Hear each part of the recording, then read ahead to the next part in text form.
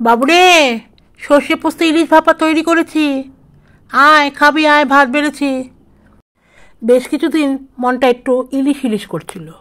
হাজব্যান্ডকে বলতেই নিয়ে এলো একটা বিশাল বড় ইলিশ। কিন্তু এ কি, ইলিশের পেটের ভিতরে যে ভর্তি ডিম, এই মাছের কি স্বাদ হবে? যাই হোক, হাজব্যান্ড বলল বেগুন দিয়ে ঝোল করো, খুবই ভালো লাগবে।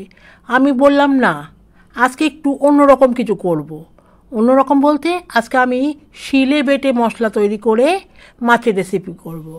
নমস্কার, রুমাস টাইম পাসে সবাইকে স্বাগত। চলে এসেছি একটা নতুন রেসিপি নিয়ে। তোমরা যারা এখনও পর্যন্ত আমার চ্যানেলটিকে সাবস্ক্রাইব করোনি, তারা প্লিজ চ্যানেলটিকে সাবস্ক্রাইব করে পাশে যে বেলটা আছে সেটাকে প্রেস করে দিও, তাহলে নতুন নতুন ভিডিও আপলোড করলে নোটিফিকেশন তোমাদের মোবাইলে পৌঁছে যাবে। চলে আসি এবার রান্নায়। এখানে আমি সমপরিমাণ সর্ষে আর পোস্ত, সামান্য একটু নুন আর 4-5টার মতন কাঁচা লঙ্কা নিয়ে একদম শিলে মিহি পেস্ট করে নিলাম। দেখতে পাচ্ছ ঠিক এইভাবে পেস্ট করে নিলাম। আর ওটাকে ধুয়ে একটু জল হয়েছিল, সেটাকে বাটিতে রেখে দিলাম। এবার একটা বড় দেখে টিফিন কারি নিলাম, কারণ মাছগুলো অনেক বড় বড় ছিল আর মাছের মধ্যে ভর্তি ডিম। যাই হোক, এখানে আমি 4 পিস মাছ নিয়েছি। মাছটাকে আমি আগে থেকেই নুন হলুদ মাখিয়ে রেখেছিলাম যাতে মাছের মধ্যে নুনটা যায়। এবার এই সর্ষে পোস্ত আর কাঁচা লঙ্কা বাটাটাকে দিয়ে মাছটাকে বেশ ভালো করে একটু মিশিয়ে নেব।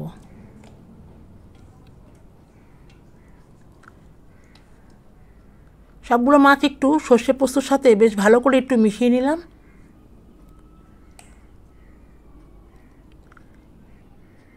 আগে একটু হলুদ দিয়েছিলাম, এখন আবার সামান্য একটু হলুদ দিলাম রঙের জন্য।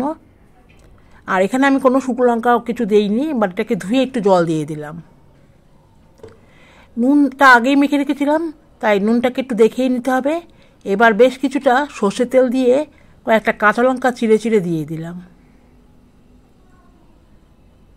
যে যেমন ঝাল খাও সেই বুঝেই তোমরা লঙ্কাটা দেবে। আমি আমার পরিমাণ মতন আমি কয়েকটা কাঁচা লঙ্কা চিড়ে দিয়েছি, দিয়ে টিফিন কারি মুখটাকে ঢেকে দিলাম। আর আগে থেকে কড়াইয়ের মধ্যে একটু জল দিয়ে রেখেছিলাম। জলটা গরম হলে টিফিন কারিটাকে বসিয়ে দিলাম, দিয়ে আরও একটা ঢাকনা দিয়ে মোটামুটি 10 থেকে 15 মিনিট ঢেকে রেখেছিলাম। আর এই সময় গ্যাসের ফ্লেমটাকে কমিয়ে রেখেছিলাম। এখন 15 মিনিট পরে, ঠান্ডা হওয়ার পরে তোমাদের দেখাচ্ছি ঠিক এই রকম হয়েছিল। আর ইলিশ মাছ যেহেতু নরম, তাই সিদ্ধ হতে বেশি সময় নেয় না। তবু আমি একটু চামচ দিয়ে দেখে নিলাম সুন্দর মতন সিদ্ধ হয়ে গেছে মাছটা। আর দেখতেও বেশ ভালো হয়েছে, গন্ধেতে সারা ঘর ভরে গেছে। সর্ষের একটা ঝাঁঝালো গন্ধ আর সর্ষের তেলেরও একটা ঝাঁঝালো গন্ধ আছে। কেমন লাগলো আমার এই রেসিপিটা? তোমাদের ভালো লাগলে অবশ্যই লাইক কমেন্টস করে জানিও, আর খুব ভালো লাগলে শেয়ার করে দিও। সকলকে ধন্যবাদ জানিয়ে শেষ করলাম।